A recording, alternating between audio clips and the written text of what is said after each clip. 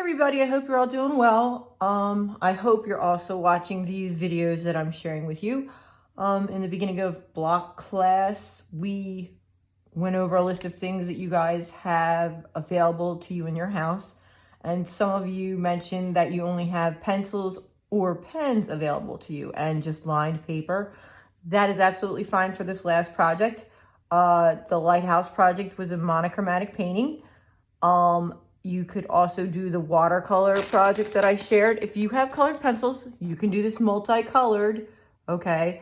And make sure you watch the video if you have colored pencils around and you want to do your final picture as a watercolor done with colored pencils.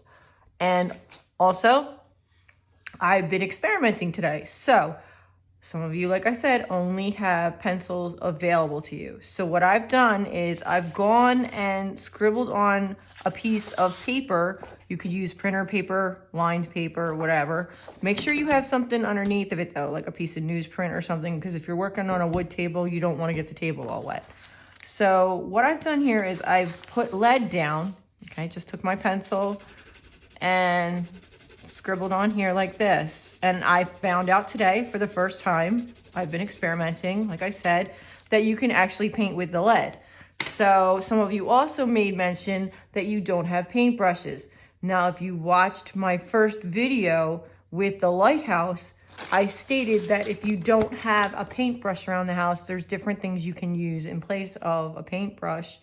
And one of those being a Q-tip, and I think most people do have these in their house, okay?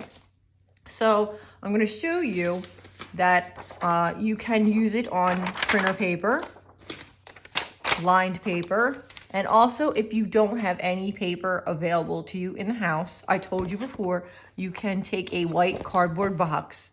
Do your drawing on this, that's fine. There's extra scraps on here so you can cut that off or tear it off even. I mean, if you're careful. I mean, it doesn't have to be perfect, so if you want to take this off,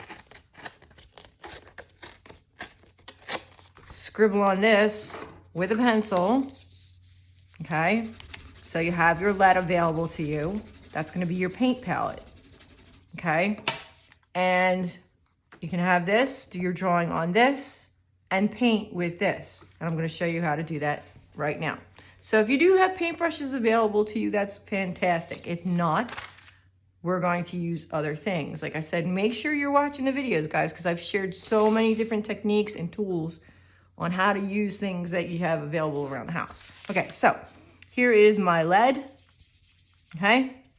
And as you can see, gray, okay? So you're gonna layer it just like you would with the coffee that I showed you how to paint with, and beet juice and all the other different things that I had on my paper, like the Skittles and the Kool-Aid and all that kind of stuff that I shared in the other video. So see, it works on lined paper and it's just fine, and you're just gonna layer that. And you make it darker the more you add. You wait for it to dry, then you go in and you add some more. Okay, so now here is my printer paper. If that's all you have available to you, absolutely use that. Okay, I don't want anybody going out and buying anything. I want you to use what you have available to you. Okay, so there we have it. My first layer, I'd let that dry. Okay, you guys are gonna pick some kind of subject matter for your final painting. Now, you saw the lighthouse that I was working on with the coffee. You can choose anything you want, but there has to be some kind of subject matter in there. Okay, so here's my cardboard box. I'm gonna wet my brush, pick up some of my lead, and look, voila, it paints right on the box, okay? Now, also, Q-tips are easy to control. If you only have these ones, this one makes an even like more fine line if you have just like baby Q-tips around. Okay, so I'm gonna take and dip my Q-tip in the water, pick up some of my lead, and paint with it. Use what you have, guys. Don't go out and buy stuff. There's no need for that. But see, it's easy to control it. Okay? So there it is on my cardboard box. I'm gonna use my baby Q-tip so you can kind of see what effects that makes. Okay? So see? It's easy to control. Now I'm gonna take my printer paper, dip my Q-tip in the water, pick up some lead.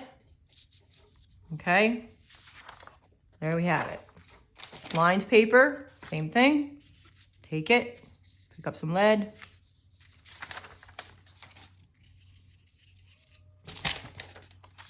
and paint with it. I could use a little bit more. Okay, and you're just gonna layer it. Now, what I'm doing for my pencil drawing, or my pencil watercolor wash, is a car.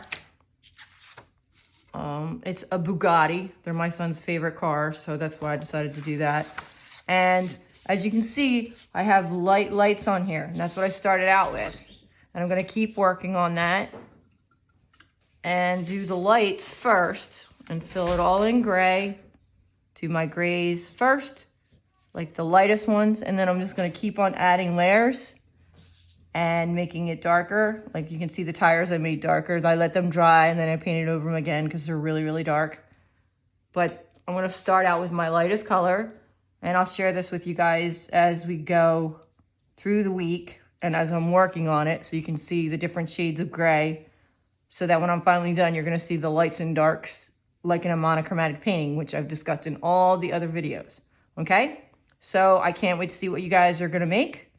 And good luck. And like I said, there's no reason why you can't do this, because you guys all have pencils. You have said you have pencils, and I showed you can use it on a variety of paper types. Okay, so no excuses, all right, guys? Do a good job. It's your last project. This counts as a test grade, and your scale counts as a quiz grade. Okay, so hopefully, like I said, you're watching all the videos that I'm sharing with you, so you know exactly what you need to do.